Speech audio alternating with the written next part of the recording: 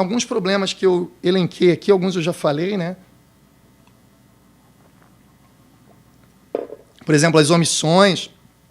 O primeiro problema que eu aponto aqui é vinculatividade em processo futuro, sobretudo nas causas conexas, das questões prévias, né, parcelas fracionáveis de mérito, e questões que foram objeto da cognição, mas não foram decididas.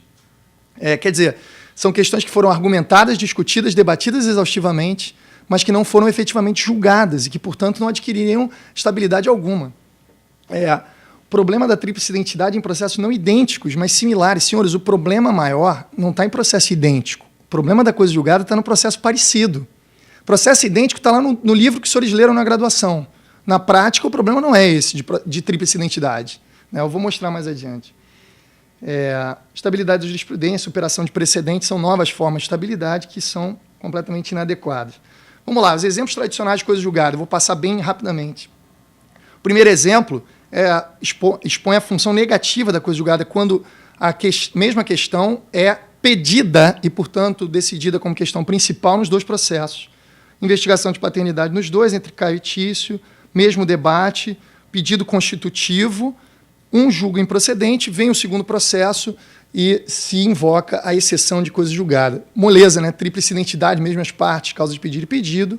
Função negativa, coisa julgada atua como um impedimento ou pressuposto processual negativo e o segundo processo deve ser extinto sem julgamento de mérito.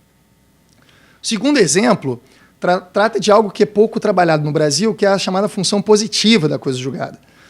A função positiva da coisa julgada é aquela em que a coisa julgada não funciona como um impedimento do segundo processo, mas ela obriga que o juiz do segundo processo incorpore o conteúdo estabilizado no processo anterior. Isso acontece quando, no primeiro processo em que se forma a coisa julgada, a questão é decidida como questão principal, efetivamente julgada porque foi pedida. E, no segundo processo, essa questão principal aparece como uma questão prejudicial. O juiz do segundo processo deve incorporar aquele conteúdo, ele não pode nem julgar da mesma forma. Ele diz, olha, já houve coisa julgada lá na primeira demanda, em que se considerou que Tício era pai de Caio. Então, eu parto dessa premissa e aprecio as demais questões referentes aos alimentos. Esse é o exemplo do caderno, né? O exemplo tradicional 3 é um exemplo em que a gente tem duas demandas alimentícias, o mesmo debate, e a questão comum a ambos os processos, nos dois processos, é tratada como questão prejudicial. E aí não há coisa julgada. Por que não há coisa julgada? Porque não houve pedido sobre a questão da paternidade. O pedido é condenatório a alimentos. A questão da paternidade é uma questão discutida, amplamente, debatida, apreciada pelo juiz na sentença como premissa necessária para chegar nos alimentos, mas não há coisa julgada, porque a coisa julgada fica limitada ao pedido. Bom, aí os processualistas, para o meu escândalo desde garoto, batiam no peito e falavam, não, olha só, nesse caso aí, pode ser que uma sentença seja absolutamente contrária à outra, e, portanto, uma das duas terá sido necessariamente injusta, mas não há nenhuma ofensa à técnica da coisa julgada. E falam com um sorriso no rosto. Deviam falar isso se escondendo, com vergonha, né, ruborizados, porque estão admitindo que o nosso sistema permite esse tipo de contradição intrínseca, seminal, entre duas sentenças. Né, me parece algo tosco de um modelo que não trabalha bem. E ainda tem uma variação do exemplo 3, que eu coloquei aqui, que é na diferença de fundamentação e da prova produzida em cada caso. O exemplo tradicional do DNA, né, citado pelo desembargador Jorge no início da sua exposição. No primeiro processo, ficava comprovada a paternidade por prova testemunhal, pericial, às vezes a ação de investigação de paternidade foi ajuizada há muito tempo atrás, antigamente se fazia um exame de orelha, né? Não sei porquê, algum especialista pode me chamar a atenção, porque se dizia talvez que se a orelha seria indicativo, formato e tamanho seria indicativo da paternidade. É muito engraçado isso, né? E, quer dizer, o sujeito tinha um orelhão e nasceu um filho porque era um dumbinho, né? Um dumbo, que se abanasse a orelha saia voando. Então, o cara falava, olha, fica difícil aqui dizer, né? E tal. Então, os exames eram mais pobres e agora a gente tem o DNA, que é a solução de todos os males, né? E aí o DNA justificaria ou não a reversão da coisa julgada anterior. Notem que aqui também a questão da paternidade pode ser apresentada como prejudicial em dois processos. Ainda tem um exemplo tradicional 4 que me parece o mais interessante e pouco falado também, que são as ações de sinal trocado, digamos assim. A primeira é uma investigação de paternidade, a segunda uma ação negatória de paternidade. né, uma ação declaratória negativa, com partes invertidas, né?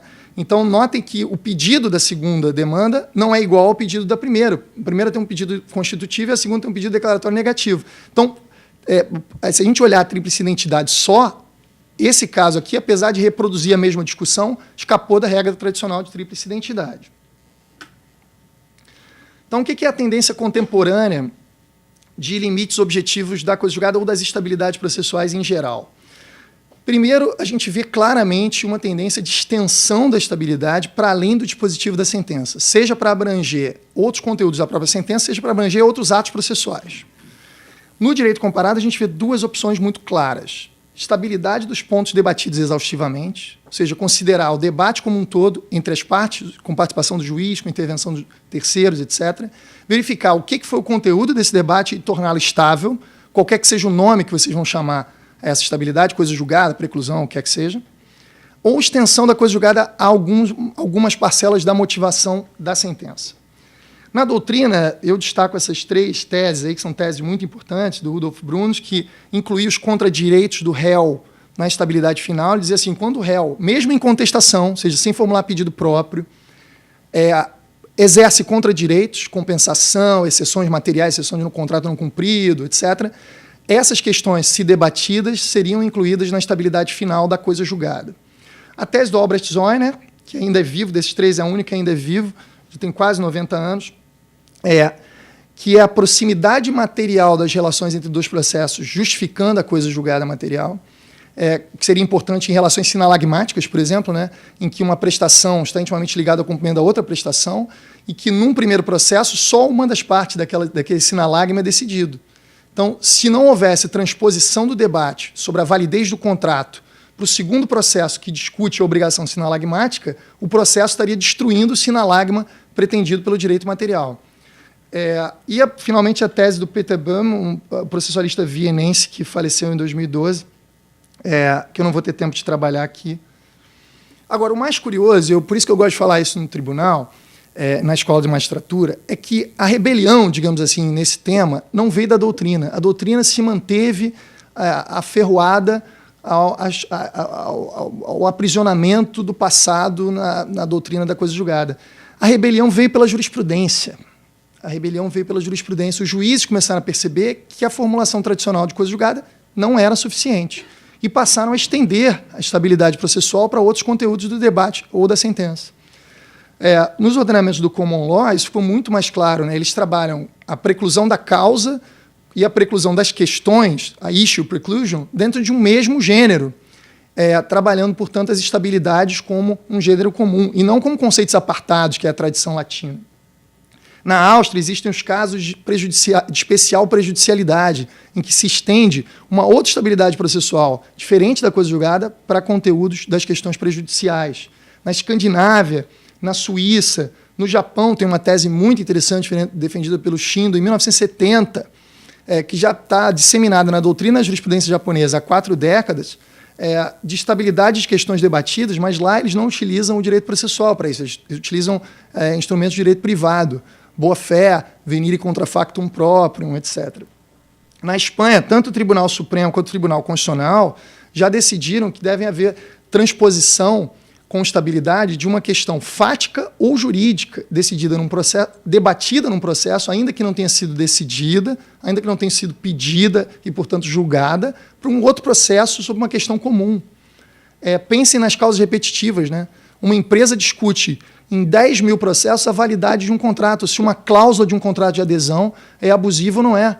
Então, o judiciário tendo decidido aquela validade parcial ou total de um contrato, questão prejudicial, num processo, isso seria incorporado em outros processos como premissa para julgamento. É claro que se a gente pensar isso, incorporação de prejudiciais em outros processos, né, com preclusões ou incorporação de conteúdo estável extraprocessual ou interprocessual, a gente diminuiria, pensando no modelo global e pensando no judiciário como um todo, a gente diminuiria enormemente a litigância. Diminuindo um pouquinho em cada processo, a gente diminuiria um montão sobre questões comuns. Dessas teses todas, a mais interessante para vocês consultarem é a do Tribunal da União Europeia, que criou a teoria do centro da discussão, do núcleo da discussão. Essa tradução é minha, na tradução portuguesa lá está a teoria do âmago da discussão. Então, se vocês pegarem, são 3 precedentes, eu posso passar depois o nome dos precedentes. O primeiro é um caso chamado Gubbis versus Palumbo. Depois tem um caso Tatry, que é importante para os aspectos dos limites subjetivos, né? E lá, a teoria que foi adotada no Tribunal da União Europeia diz que se deve procurar o centro do que foi o debate, o núcleo do que foi o debate, independentemente se num processo o pedido é constitutivo e no outro o pedido é declaratório, independentemente se é questão prejudicial ou principal, independentemente se são as mesmas partes ou somente uma das partes é comum a um dos processos, né? Então, o que o Tribunal da União Europeia está fazendo é uma proposta que eu vou colocar para os senhores, que é desvincular a tese das estabilidades do conceito de objeto, desvincular o exame de coisa julgada, de litispendência, de conexão, etc., das teses do objeto do processo, lá da pandectística germânica. E eu gosto sempre de pesquisar o Tribunal da União Europeia, porque lá eles têm que uniformizar países de civil law, direito escrito, com países de common law, de tradição anglo-americana. Então, que tem nesse tema e em muitos outros culturas jurídico-processuais completamente diferentes. Então, eles têm que seguir um caminho do meio, um caminho de convergência. Então, é muito interessante ver a jurisprudência deles. E há muitos acórdãos, né, do tribunal estão em português também, porque Portugal faz parte da União Europeia, não todos, né? Na Itália, existe um movimento da jurisprudência tributária italiana, que é muito parecido ao que no Brasil existe com a súmula 239 do STF em matéria tributária, né? Quando existe uma reprodução em processo futuro de uma mesma discussão tributária, se algum aspecto da discussão transitada em julgado se mantiver constante, entende-se que a coisa julgada se estende àquela outra relação jurídica, ainda que seja outra relação jurídica, senhores. O exemplo é muito comum no direito tributário, de relações que não são continuativas, mas são sucessivas, com aspectos comuns. Notem, se os senhores se insurgem contra um regulamento do IPTU de 2012 ou de 2013, dizendo que uma determinada cobrança é ilegal em relação ao seu imóvel, o judiciário vai e diz, com coisa julgada, que realmente aquela cobrança é ilegal porque você tem uma isenção ou porque o seu imóvel tem alguma peculiaridade que faz com que não incida IPTU, incida, sei lá, ITR, né? Se no regulamento do ano seguinte, IPTU de 2014, aquela isenção ou aquela exação for cobrada do senhor de novo e mantiverem-se as condições fáticas que justificaram a decisão anterior, quer dizer, você está morando no mesmo imóvel, seu imóvel tem as mesmas características, não mudou a legislação do IPTU ou do ITR, ou seja, se houver constância dos elementos estabilizados numa relação sucessiva, deverá haver incorporação da coisa julgada anterior. Senhores, isso já existe no direito tributário brasileiro. Só ninguém chega e fala, olha, isso é efeito extraprocessual de aspectos da fundamentação de um caso transitado em julgado. As pessoas só não teorizam isso. No projeto de novo CPC, que já foi aprovado em 2 casas no Senado, agora no Senado e na Câmara, e agora vai voltar para o Senado, existe extensão da coisa julgada às prejudiciais. Não é muito bem o que eu defendo estabilização de um debate exaustivo. Mas, de qualquer maneira, é um avanço muito grande em relação ao modelo que a gente já tem hoje, que é um modelo que permite essas divergências entre processos. Então, a proposta já está aí, né? Descolamento da teoria das estabilidades do objeto do processo. Claro que a gente não quer abandonar o objeto do processo, ele vai continuar sendo muito útil para outros aspectos. Por exemplo, na teoria da sentença, para dizer que o juiz fica limitado ao que foi pedido, ou para definição de competência, ou para definição de conexão de causas, ou para definição de litispendência, né? Então, assim, o objeto do processo vai continuar sendo um dado importante, né? Mas ele não pode ser o único dado a definir estabilidade. Então, o que eu proponho é uma substituição do referencial. Ao invés de utilizarmos objeto do processo com o exame tradicional de tríplice identidade para dizer o que se torna estável, ao invés de isolar conteúdos, a gente deve combinar conteúdos. Porque se o debate do processo é dinâmico entre vários sujeitos e que vai se construindo ao longo do processo com base em vínculos intersubjetivos que são passo a passo admitidos e revogados ou não, é esse, digamos assim, é esse conjunto de vinculações que vai nos permitir saber o que foi estabilizado, o que foi discutido exaustivamente e, portanto, o que deve se tornar estabilizado. Então, eu proponho que as estabilidades sejam compreendidas em cadeia e que, ao invés do objeto do processo, nós utilizemos um conceito que eu proponho de esquemas argumentativos, combinação de vários conteúdos. Esses conteúdos devem admitir que são importantes para uma vinculação algumas questões que estão fora do princípio dispositivo. Por exemplo, o grau de cognição exercido pelo juiz num processo e em outro. Claro, se a cognição num processo sobre uma determinada matéria for uma cognição sumária, superficial, não foi aprofundada, essa discussão não pode gerar uma preclusão ou coisa julgada para um processo posterior em que a cognição possa ser exauriente e, portanto, mais aprofundada. Então, a discussão no mandado de segurança, em que denegatória à segurança não se tem abordado a questão de se existe ou não um direito subjetivo, mas tão somente se aquele direito subjetivo pode ser provado de plano por prova pré-constituída, documental, essa discussão não pode precluir o reexame da mesma matéria no procedimento comum ordinário, porque a cognição pode ser mais aprofundada, com prova pericial, prova testemunhal, que não são passíveis de serem produzidas no mandado de segurança. Por isso que eu acho que, além da cognição, um outro dado importante é a limitação probatória num procedimento e em outro. Havendo limitação probatória num procedimento, não me parece correto que houvesse transposição daquele conteúdo estável, impedindo rediscussões em outros processos. E aí tem uma outra coisa que eu coloco de dimensão da discussão, vou dar esse exemplo em seguida, eu acho muito interessante também, mas o que eu quero mostrar é que é diferente a compreensão das alegações em si, as alegações lá plasmadas, estampadas num documento, a petição inicial, a contestação, etc., e o uso que se faz das argumentações. O uso dos argumentos é diferente dos argumentos estáticos. Os argumentos parados são diferentes dos argumentos em movimento. Então, eu acho que é esse dinamismo que a gente tem que incorporar para o estudo das estabilidades.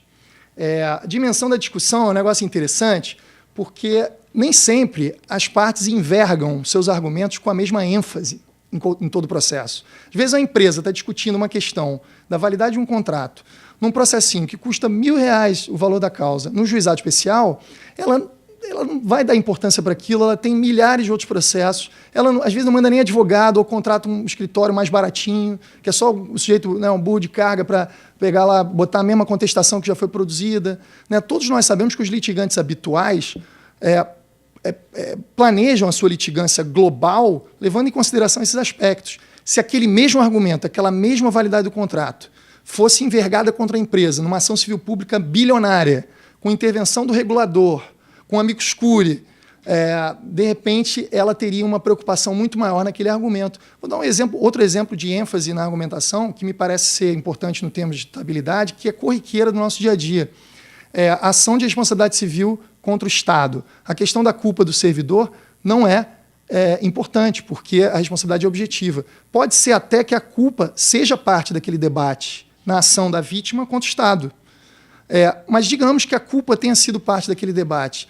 É razoável entender que o Estado, despreocupado com a questão da culpa, possa chegar até negligentemente não entrar muito na discussão da culpa e se focar no debate sobre o nexo de causalidade, que é importante para que ele seja vitorioso. Será que a questão da culpa, ainda que debatida nesse processo, deveria se tornar estável na ação de regresso do Estado contra o servidor? Não me parece. Por quê? Porque a ênfase da discussão num processo não é a mesma ênfase da discussão no outro processo. Então, acho que são todos dados que têm que ser incluídos no exame de estabilidade. Aqui eu vou dar dois casos.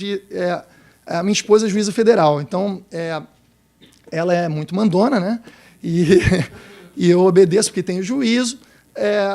Mas um aspecto fantástico para um processualista ser casado com uma juíza é ter exemplos a todo dia surgindo dentro de casa. Esses são dois casos recentes julgados pela Justiça Federal, em que a gente vê problemas de coisa julgada. E, senhores, eu boto aqui, sem entrar nos casos, eu boto aqui para mostrar que é ingênuo pensar que os problemas de coisas julgadas são Caio contra Tício, ação de alimentos e investigação de paternidade. Os problemas no foro são muito mais agudos do que aquela ingenuidade que nos é passada todo dia nos bancos escolares. Né? A gente tem que avançar em relação a Caio contra Tício e investigação de paternidade e alimentos, porque isso a gente viu que não resolve o nosso problema. Outro caso aí.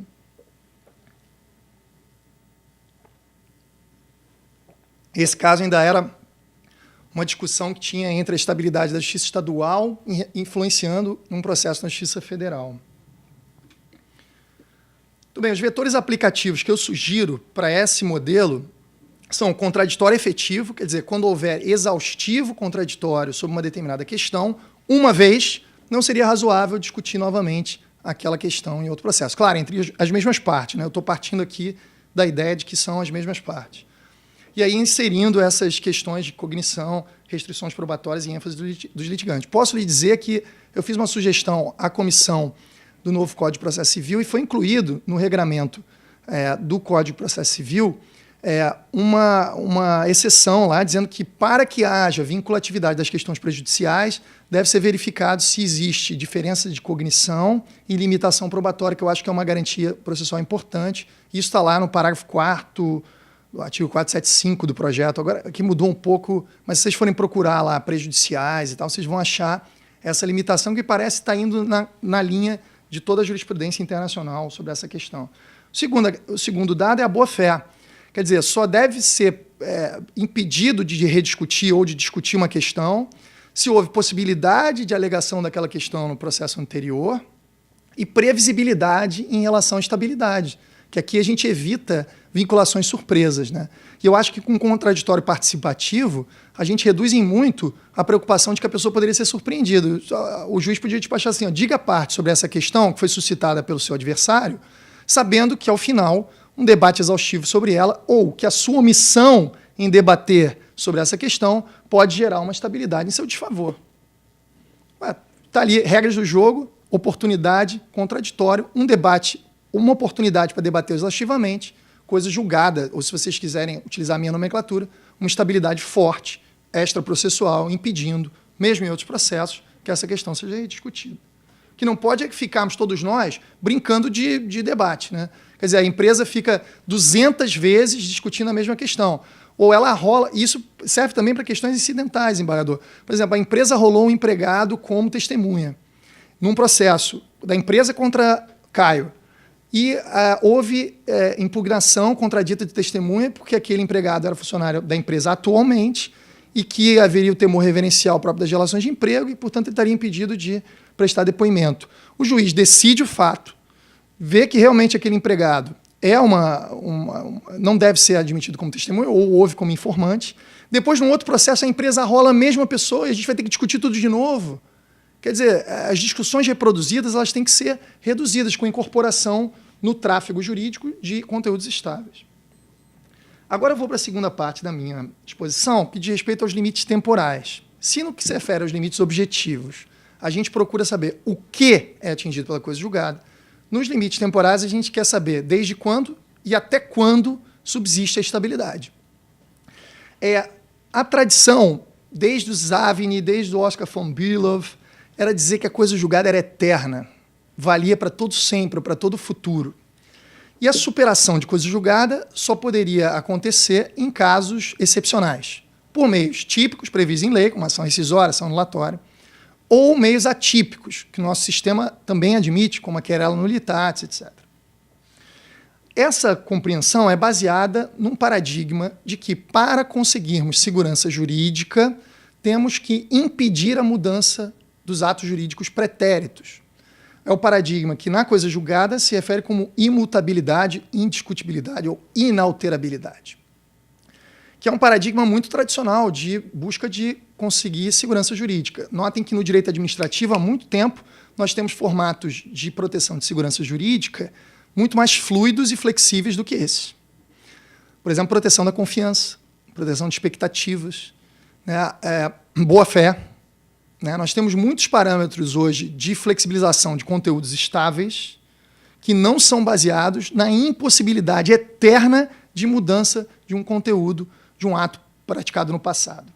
Bom, essas premissas fizeram com que o estudo dos limites temporais da coisa julgada se limitassem a esses dois pontos aí.